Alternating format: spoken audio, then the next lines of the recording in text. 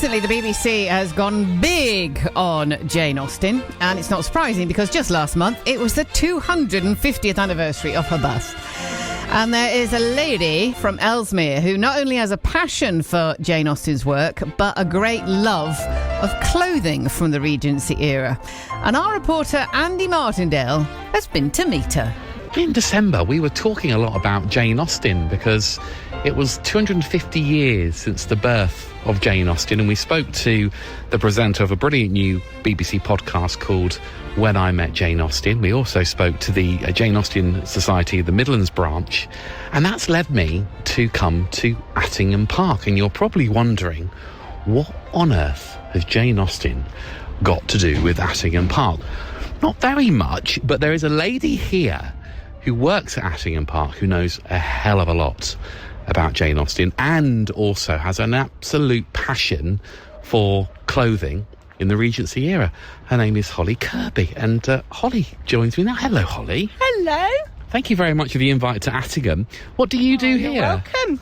I worked here for 9 years as a collections assistant, taking care of all of the antiques and the interiors in the house. And I now come back as a volunteer. So I volunteer in the basement in a Regency costume, cooking recipes of the era, some of which were recorded by Martha Lloyd, who was Jane Austen's sister-in-law. And I also volunteer as a costumed room guide, so that gives me plenty of chance to wear the outfits of the era which I've made. That's amazing. And when did you first fall in love with the work of Jane Austen? I think it's been a long time. So as a child, I remember watching lots of Jane Austen adaptations and got into Mansfield Park when my uncle sent me an audiobook of that, and I was about 10 years old at the time, and I identified with the heroine Fanny Price because she again is coming to the big house as a child who's been adopted by the family. And I found her story really grabbed my attention and got me into reading the books. And I think volunteering at Attingham gave me a real appreciation for the life and times. And I then started to look into more about the background of the writer. And the love of the clothing from that era, how did that come about? In 2009, I saw an advertisement that Attingham was opening an extra day of a week on Wednesday, and they wanted to have people as costumed guides, so dressing in the costume of the era. And I was very lucky to work with some people who already had a lot of talents in costume making. One of them was a lady called Bridget, who'd worked for the BBC doing costume dramas and made outfits for series like Tessa de D'Urbervilles. And she lent me some of her patterns, and I was able to use those when I was doing my dressmaking. And what is it about the actual costumes that you love? Is there a particular feature, or is it about the material? Is it about what it means to literature and that time? What is it that you love about it? I think that's a great question. I think it's probably a little bit of all of those things, really. I love the fabrics and the styles which they had. They're very comfortable to wear compared to, say, Victorian era costumes where you have to have the sort of the corsets and the bustles with them. Regency dress is actually very comfortable and practical.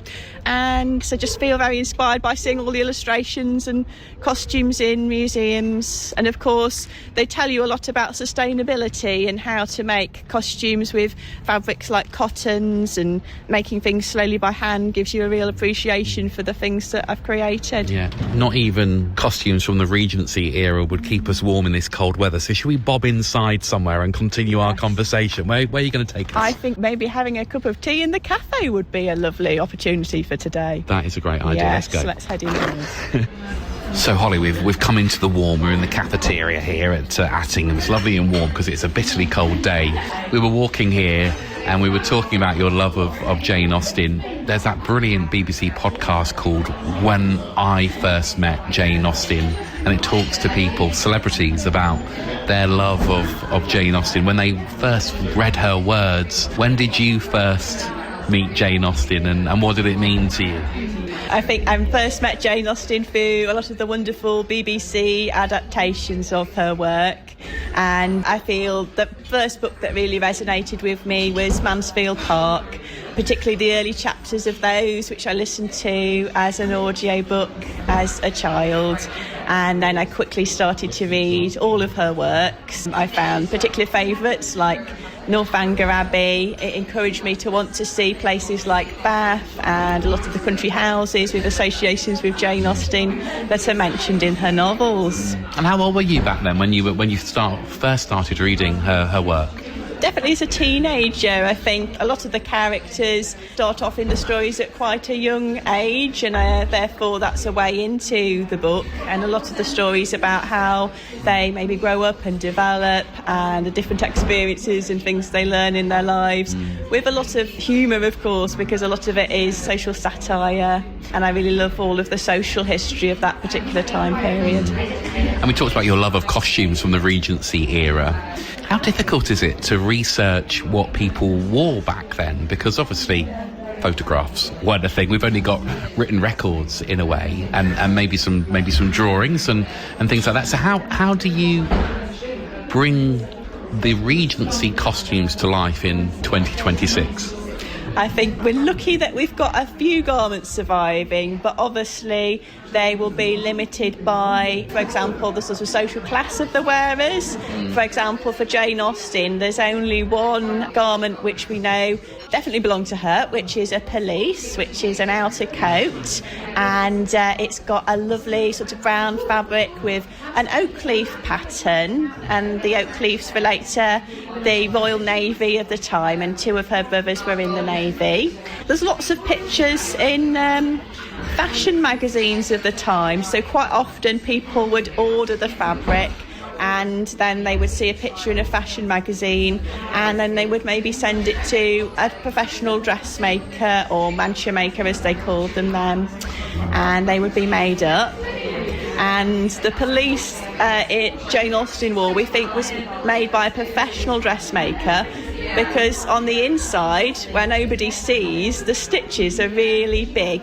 Right. And quite quickly done, because obviously the dressmaker would have a lot of orders to fulfil, whereas Jane herself was a very neat seamstress. And when you look at items that she worked on, like the Jane Austen Centre have a lovely muslin shawl and a patchwork quilt which Jane Austen did some work on, her stitching is really neat. And her nephew, who was writing from the Victorian era and able to compare her stitching to a sewing machine, said she would have put a sewing machine to shame. That's amazing. How traditional do you go with what you're making and what you do?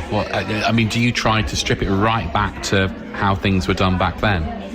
I actually started off in an incredibly traditional way, because my first outfit was a maidservant's dress, and it used a sort of beige linen fabric and metal buttons, and I didn't have a sewing machine at that stage, so I had to sew it all entirely by hand. It took hours, but it gave me a real appreciation for what it was like for the servants, because Christmas gift for female servants was a bolt of cloth, and the employers would say, here we go, you can make your uniform for the new year. And I do still do a lot of hand sewing, so obviously sewing machines weren't used in Jane Austen's time, but I do have a vintage Singer sewing machine to use on large areas, just to make it a little bit quicker. It's bitterly cold, Holly, and here we are. You're wearing you're nice and warm. You had your woolly hat on. You've got a lovely warm coat on. You've got your big warm chunky jumper. When it came to weather back in the Regency era, how did people stay warm? They would have had lots of layers with the clothing. They could have worn additional shawls. They even wore shawls indoors to keep themselves warm. Jane Austen talks about giving a present of a shawl to one of her friends to wear indoors. Right. I think the most fascinating thing for me was how they actually went about walking, because at this time of year, the paths are incredibly muddy and icy. One fascinating thing which people in Jane Austen's era did was they wore patterns on their shoes. So it was like a raised wooden sole that was raised up on iron, and looks really hard to walk in, even worse than ice skates. But they're very popular, and there's lots of mentions of people wearing them in Jane Austen's letters and in the novels as well. You've already discussed your love of Jane Austen. I wonder if anyone's asked you this before. I wonder if Jane Austen was sitting here with us, enjoying a flat white. I don't know if that would be her drink. But what would you like to say to Jane Austen, or what would you ask Jane Austen if she was sat right there opposite you? I'd love to know a little bit more about maybe some of the novels that she left unfinished, like Sanditon. What were her plans with those novels? And I would love to say to her that nowadays so many people love your work, and there's a special festival in Bath which is in Jane Austen's honour, attended by thousands of people, including lots of people around the world, and I just love to see her reaction to that. I think she'd be very proud and quite surprised, because she was quite a private person about her writing. She published her novels as by a lady, so she never had her own name on them.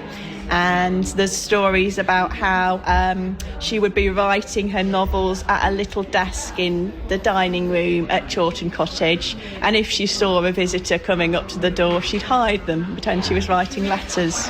And talking of books, you're no stranger to putting pen to paper, are you? Tell me about what you've been doing. I recently wrote a book called Jane Austen's Easter. There's lots of books out there about how Jane Austen celebrated Christmas. I thought there's obviously other religious festivals that would have been important to her as a clergyman's daughter.